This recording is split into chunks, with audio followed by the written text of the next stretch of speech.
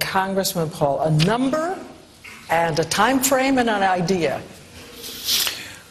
My approach is slightly different, where I think all for less taxes and less regulations. We recognize this. But I emphasize the fact that you have to know why we have a recession and why we have unemployment before you can solve the problem. And the financial bubbles are created by excessive credit and stimulation by the Federal Reserve. And then you have bubbles and you have to have a correction. This stimulus creates excessive debt and malinvestment. As long as you don't correct that and you maintain the debt and the malinvestment, you can't get back to economic growth again.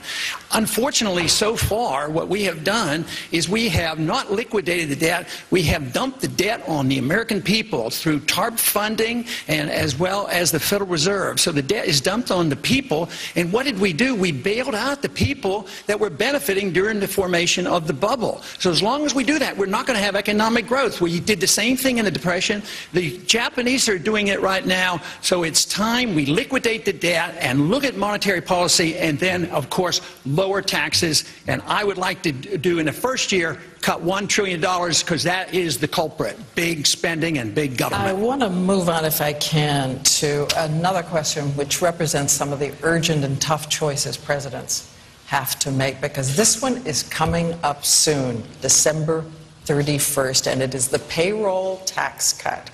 And as we know, the payroll tax cut, which funds the Social Security fund in this country, is part of the argument, part of the debate, part of the consideration about the economy in this country right now.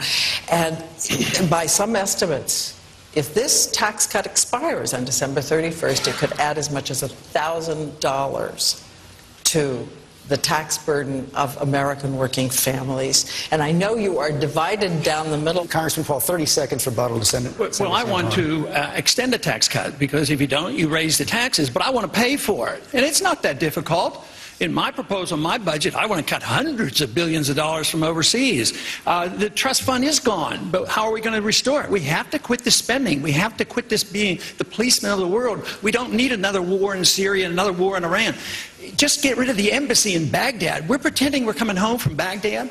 We built an embassy there that cost $1 billion, and we're putting 17,000 contractors in there and pretending our troops are coming home. I could save the money, and we don't have to raise taxes on Social Security, on the tax. I want to bring Congressman Paul in on this because, Congressman, you've been running ads that are quite tough. Quite tough on Speaker Gingrich here in Iowa this week, accusing him of, quote, and this is a quote from your ad, serial hypocrisy. Why do you think Speaker Gingrich is a hypocrite? Well, he's been on different positions, on so many issues, single payer. He's taken some positions that are not conservative. He supported the TARP funds. And the other thing that really should have annoyed a lot of people, he received a lot of money from Freddie Mac. Now, Freddie Mac is essentially a government organization. While he was earning a lot of money from Freddie Mac, I was fighting over a decade to try to explain to people where the housing bubble was coming from. So Freddie Mac gets bailed out by the taxpayers. So in a way, Newt, I think you probably got some of our taxpayers' money. They got money out, and they're still getting bailed out. But you're a spokesman for them, and you receive money for them. So I think this is something that the people ought to know about. But there's been many positions, and you have admitted many of the positions where you have changed positions. But if you were looking for a consistent position, I think there'd be a little bit of trouble anybody competing with me on consistency. Over a long period of time.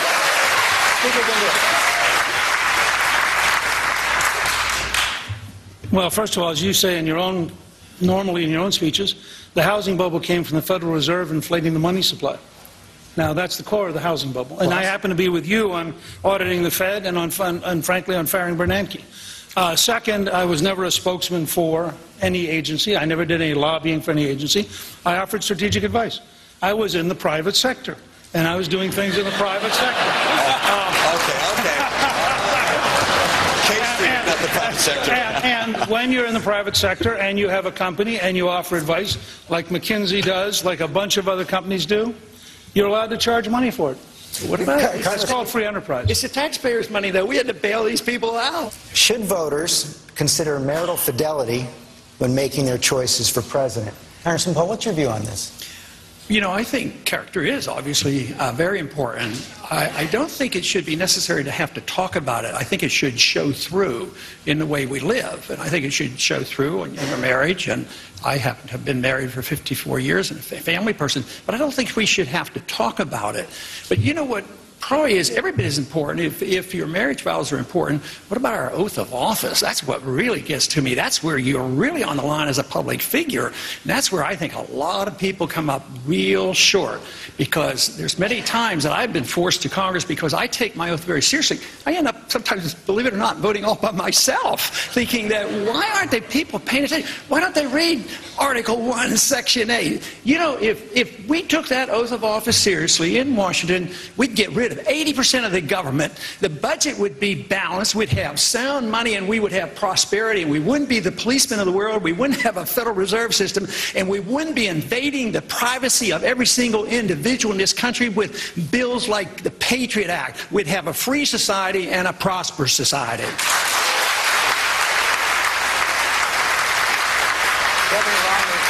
Speaker Gingrich caused something of a stir overnight in the Middle East with comments he made in an interview with the Jewish channel in which he called the Palestinians an invented people. And I just wondered, Congressman Paul, if I can start with you. Do you agree with that characterization that the Palestinians are an invented people? No, I don't agree with that, and that's just stirring up trouble.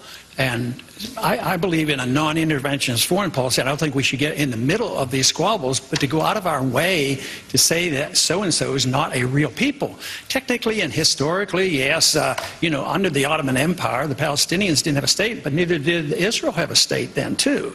But this is how we get involved in so many messes, and I think it just fails on the side of practicing a little bit of diplomacy, getting ourselves into trouble, mentioning things that are unnecessary. The people in those regions should be dealing with these problems. We shouldn't be dealing with these things, but historically, you know, under the Ottoman Empire, that is technically correct.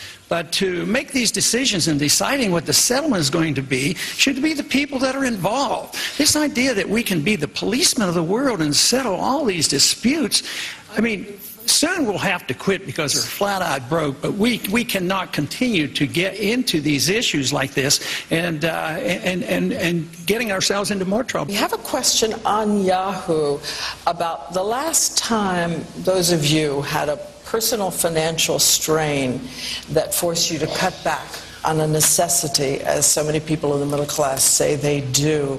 What were the consequences you faced, and will you weigh in on that? Congressman Paul, what does this question evoke? How much does it matter to have had personal experience?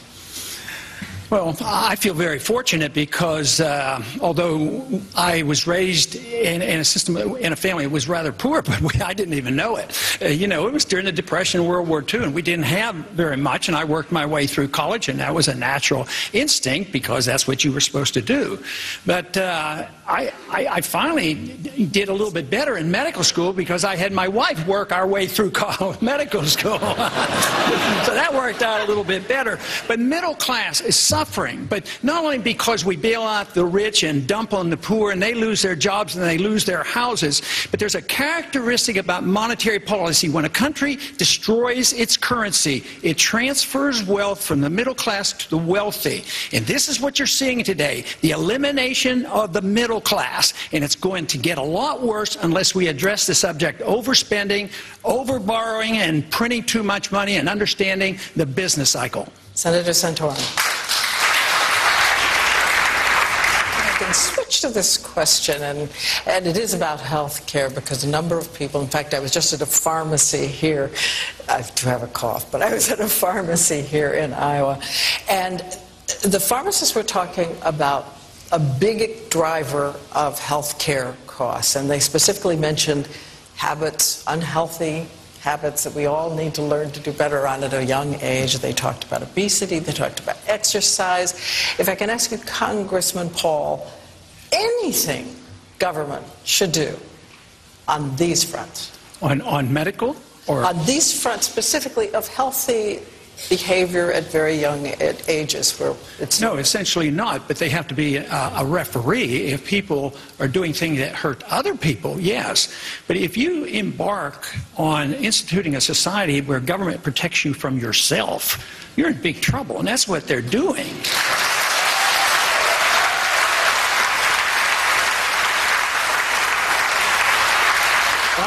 I think what we've had here is a demonstration of why should we have a candidate that's going to have to explain themselves. 70% of the people want further explanations on what your positions are. So I think that is endless. But you talk about the Obamacare using force.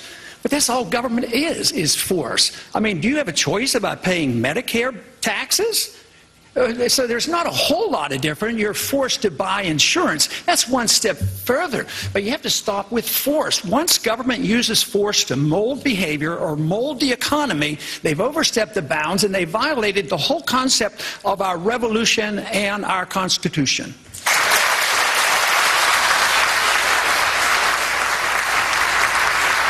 As a form of closing statement, we just want each of you, you're all running against each other, but in these last few minutes, if you stick to the minute, we will not run over the commercial. Tell us the one thing you've learned from someone else, one of your challengers on stage. Governor Perry. I tell you, Congressman Paul got me really intrigued with the whole the Federal Reserve, and I've spent a substantial amount of time reading about and Currency Wars, the book by James Ricard's. But Congressman Paul is the individual on the stage that got me most interested in a subject that I've found to be quite interesting and at the root of a lot of the problems that we have, and I thank you for that. But the one thing that I found outside of these fine individuals on this stage is that the people of this country really want to get America back on track. I always find the principle of leadership to be most interesting. And as I look at the people on the stage, each exhibits different qualities of leadership, and they've each exercised leadership in different ways. One of the things about Ron Paul that always amazes me is when I come to a debate like this, the only signs I see are the Ron Paul people out there in freezing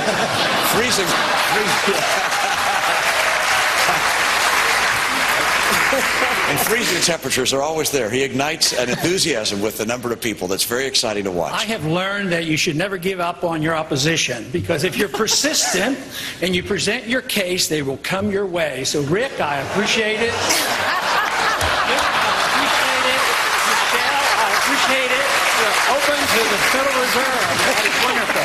But I work from the assumption that freedom brings people together. And if you understand freedom, it's based on tolerance and nonviolence. So if it's tolerance, it should be bringing all kinds of people together, and that's following our Constitution. We shouldn't be fighting among ourselves, because we shouldn't be fighting in Washington if we all take the same oath of office. Where does the fight come from? Somebody is messing up somewhere. So I would say that with persistence, I think that we can all prevail and come up with the right answers.